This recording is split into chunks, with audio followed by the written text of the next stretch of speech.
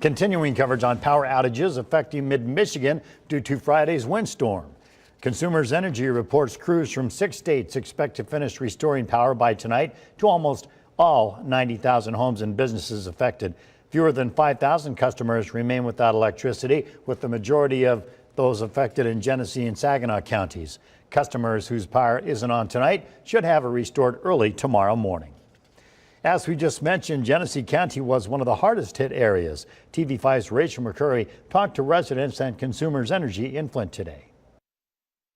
I just heard a big pop noise and I said, oh my God, don't tell me again. That noise Gerald Simpson heard coming from his backyard was this tree falling on a power line, knocking out electricity for everyone on his entire block. Then I knew it. I come back here and I look, and my TV was off, and I knew what happened. After I looked in the door and seen that the TV was off, I come back here and looked, and it was down again.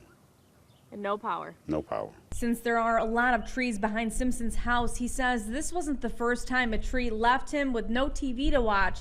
He says this time it happened during Friday's severe windstorm in Genesee County. He says days later here in his Flint neighborhood, nothing is back on. I went out to my girlfriend's and spent the night, and I come back this morning to check and see if it was on, but it's not on. Deborah Dodd with Consumers Energy says the problem Simpson has is pretty common right now. We had over 2,000 down power lines, over 200 broken poles, so the storm was extremely violent in terms of damage to our system. Dodd says they are working around the clock with extra crews until everyone has their power restored in Genesee and Saginaw counties, some of the hardest hit areas of the storm. We are out.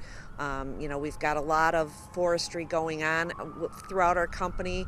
We have a very robust plan to take out trees that can affect lines, and so we'll be doing that in addition to what's going on with the storm. Simpson adds he had to throw out most of his food that was in his fridge, so he's ready for the lights to come back on. I just hope the power gets cut back on soon.